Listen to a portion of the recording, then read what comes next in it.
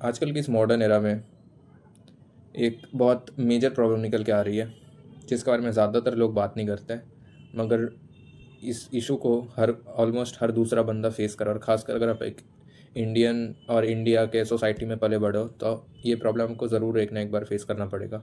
ये आपने कर लिया होगा। That is conversation skills, that is conversation issues.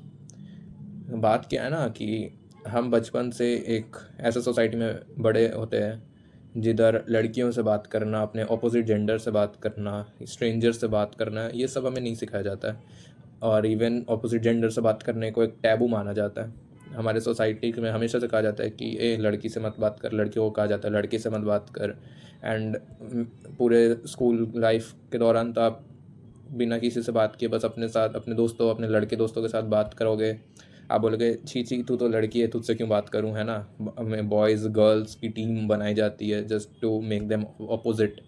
और आप पूरे स्कूल लाइफ किसी से बात नहीं करते हो, किसी लड़की से, किसी अपोजिट जेंडर से बात नहीं करता। But then suddenly you go in college, suddenly आप कॉलेज में जाते हो और कॉलेज होता है आपका जेंडर न्यूट्रल। कॉलेज में आप हर जेंडर, आपके पास हर जेंडर का क्लासमेट होता है।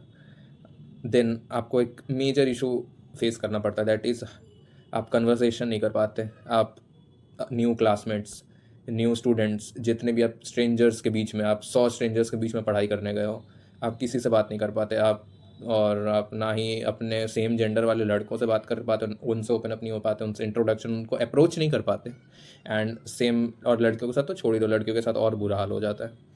तो इसका रिज़ल्ट क्या होता है, आप through out the college life एक वियर्डो बन के रह जाते हो। एक वो ऐसा लड़का जो एक कोने में बैठा रहता है, जिसको सब बुली, कोई भी बुली करके चला जाता है, जो बस फ़ोन में घुसा रहता है, फेक स्क्रोलिंग करते हो कि कोई नोटिस ना करे कि आपसे कोई बात नहीं कर रहा, आप फेक स्क्रोल करते हो। और throughout the college life you become lonely, and as you grow you become a lonelier man, that जिसके पास कोई कनेक्शन नहीं होता है ना। आपने किसी से बात नहीं की, आपने कभी कोई जेन्युइन कनेक्शन फॉर्म नहीं किया, एंड यू स्टे अनहैप्पी।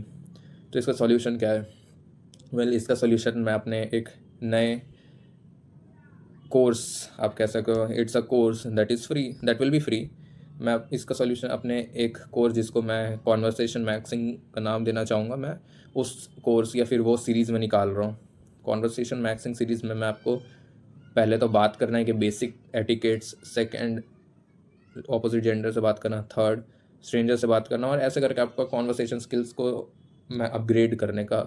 अगर आपका कॉन्वर्सेशन -10 में है तो मैं उसको -5 या -2, या आप कहोगे तो न्यूट्रल में लेके आऊँगा इसमें एक्सिंग सीरीज़ में।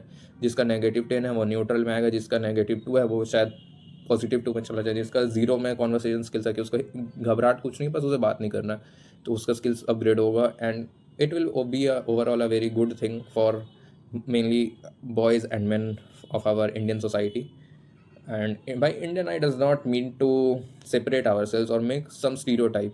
It's just कि हमें, आप भी जानते हो और मैं भी जानता हूँ कि it's just in our upbringing that आपको भी ये ज़्यादातर फेस करना पड़ा होगा कि आप अपने रिश्तेदारों से और इन सब में, इन सब के अलावा आप ज़्यादा किसी अपोजिट जेंडर से बात नहीं करते हो। या तो आपकी दीदी बहन है तो आपका कॉन्वर्सेशन स्किल्स 0 पे अटका हुआ होगा, है ना। आप बेसिक जानते हो गया, 1 में होगा आपका कॉन्वर्सेशन स्किल्स। जिसके बस बचपन से बॉयज़ स्कूल में पढ़ा है, जो बचपन से लड़कों के साथ रहा है, जिसके सिबलिंग्स में भी बस भाई रहे हैं, उससे कभी बहनों से बात नहीं की, है ना, अपनी मम्मी के अलावा किसी से बात नहीं की कभी भी, है ना। तो जिसने कभी ह्यूमन साइकोलॉजी को ही नहीं समझा, वो लोग किधर जाए।